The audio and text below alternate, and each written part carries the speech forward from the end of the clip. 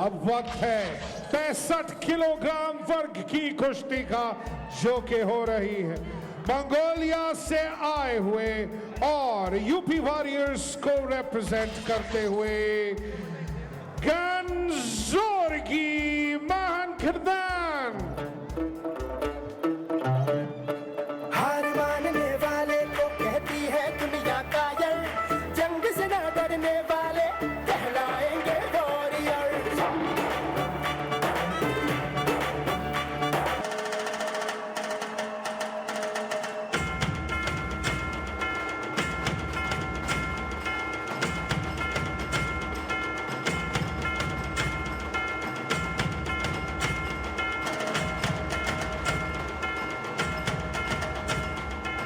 चाहे तो हार गए, एक गर्व प्राइड थोड़ी अगर बचानी है अमित धनकर को खुद की और टीम की, तो पूरी कोशिश तो करनी होगी यहाँ पर।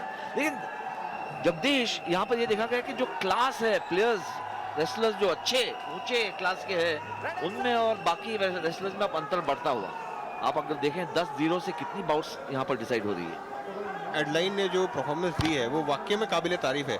सारी बाउट्स उन्होंने टेक्निकल सुपेरिटी पे जीती हैं, एक तरफा बिल्कुल, जब भी बोलते हैं उनको आइकॉन प्लेयर्स।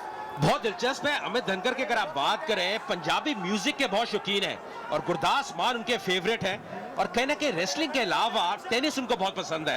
पर आज कहीं ना कहीं यहाँ पे देखना होगा कि क्या करते हैं, क्योंकि ये उनके लिए एक बहुत बड़ा मुकाबला, और ना केवल इस मैच के लिए, ये टाई तो हार चुकी है यूपी वॉरियर्स की टीम अयाज, पर आने वाले मुकाबलों के लिए बहुत ही दिलचस्प कॉम्बिनेशन है रेसलिंग और टेनिस किसी भी स्पोर्ट्समैन के लिए।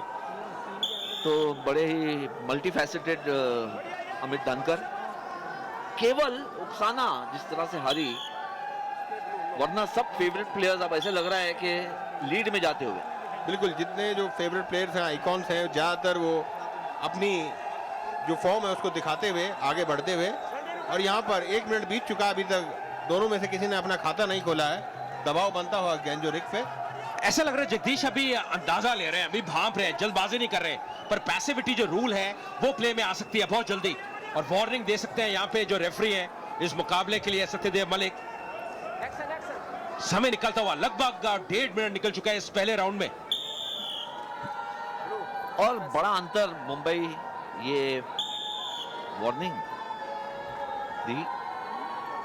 जी अमित को वो वार्निंग दी है पैसिविटी की, जिसकी मैं बात कर रहा था, और वो इशारा किया यहाँ पे रेफरी ने। बड़ा अंतर मुंबई और किसी भी टीम में वो है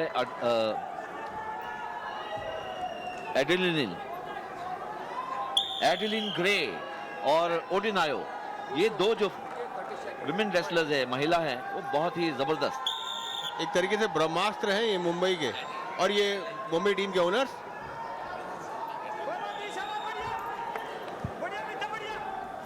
अभी तक कोई अंक नहीं दोनों के खाते में। पर जो बात जगदीश अयाज ने कही बिल्कुल सही, क्योंकि जब कप्तान आपका आइकॉन खिलाड़ी ऐसी फॉर्म में हो, ऐसे रुतबे में हो, उसको रोकना बहुत कठिन हो, तो पूरा प्रभाव पड़ता है टीम के ऊपर, मनोबल पे। बिल्कुल, क्योंकि जब आइकॉन जो है आपका जो कैप्टन है वो जब जीतता है और बड़े मार्जिन से जीतता है, और यहाँ पर 1 अंक मिला अमित धनखड़ को, बढ़त यहाँ पे हासिल कर ली है। ये पहलवानों का मेला है। प्रो रेसलिंग लीग, भारतीय कुश्ती संघ ने वर्ल्ड के बेस्ट रेसलर्स को एक प्लेटफॉर्म पे खड़ा कर दिया है, और 4 चांद लगाए हैं कार्तिकेय शर्मा जी ने, जो प्रो स्पोर्टिफाई के फाउंडर और चेयरमैन हैं। याद रखिए यूपी वॉरियर्स का वो रेड कॉर्नर है, मुंबई का वो ब्लू कॉर्नर है, और कहीं ना कहीं अभी ये जो पहला राउंड है थोड़ा धीमी चाल चलते हुए दोनों ही पहलवान, ज्यादा जल्दबाजी नहीं कर रहे हैं। हालांकि 1-0 से आगे मुंबई की टीम, ज्यादा समय नहीं है अब इस पहले राउंड में। और इस मंच पे सब तरह तरह के हमने रेसलर्स देखे, अलग वेट कैटेगरीज भी। ये पहला राउंड समाप्त यहाँ पर। तो आज की जो टाई है वो अभी तक नाम हो चुकी है मुंबई गरुड़ के, पर इस मुकाबले में 1-0 से आगे अमित धनकर, ये अब दूसरा राउंड अब आरंभ होगा, और कहीं ना कहीं धीमी चाल चली है इस पहले राउंड में। जी हाँ, पॉइंट्स लीड कुछ खास नहीं है, लेकिन जिस तरह से अमित धनकर, देखिए जीत तो हो गई है मुंबई गरुड़ा की, लेकिन यहाँ पर एक मैथमेटिकल पॉसिबिलिटी रहती है, अगर आप बाउट्स जीतते जाएं, अगर कहीं 3 वे टाई होता है चौथी पोजीशन के लिए, तो फिर ये बाउट जो है बहुत कीमती बन जाता है। और ये दूसरे चक्र की शुरुआत। एक चक्र, पहले चक्र में लीड ले चुके हैं अमित धनखड़। पूरा दबाव इस समय गैंजो रिग पर।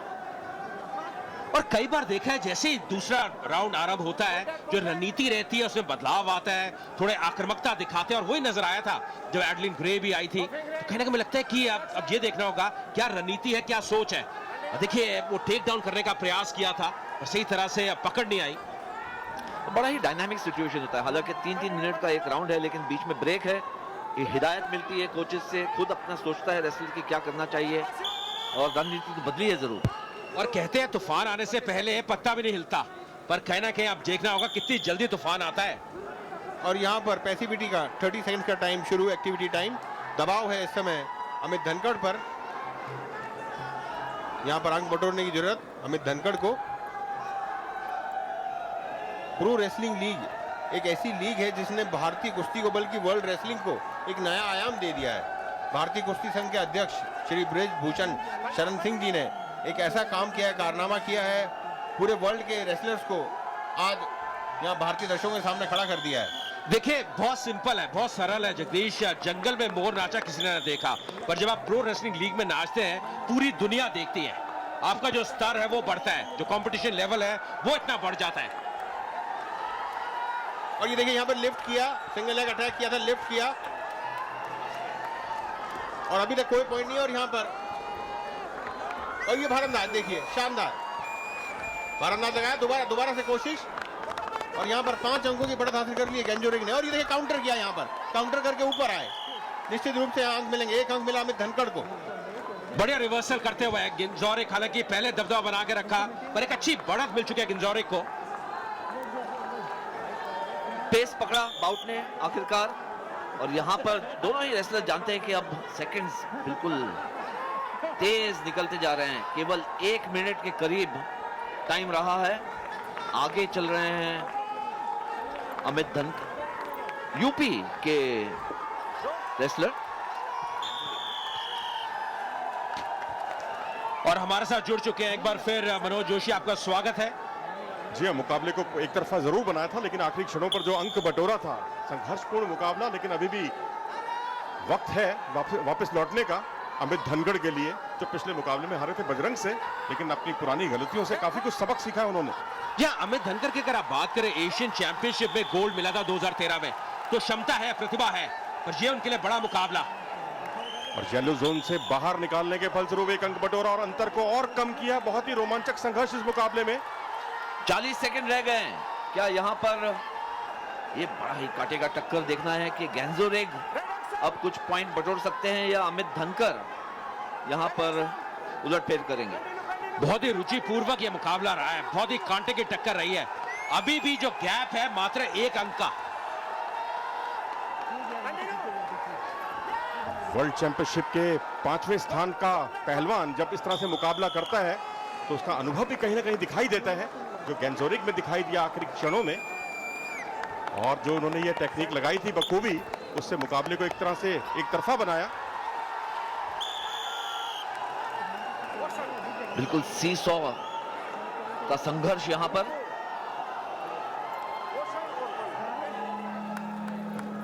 रेफरी मलिक ने दोनों को अलग किया। मनोज, क्या ऑब्जेक्शन था यहाँ पर?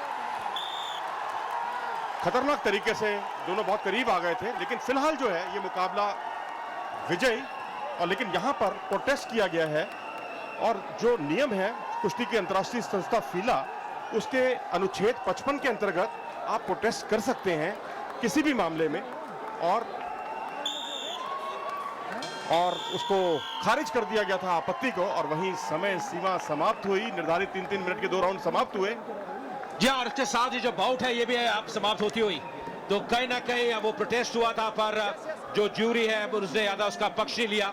और ये जो मुकाबला है ये एक बहुत कांटे की टक्कर रही, और अंत में गिंजोरिक ने ये मुकाबला जीतते हुए, और यूपी वॉरियर्स ने आज ये दूसरा मैच जीता है आज के टाइम में। जी हाँ, खुश भी है गैंजो रिग, और थोड़े से कुछ लगता है दर्द में भी है, पेन में भी है।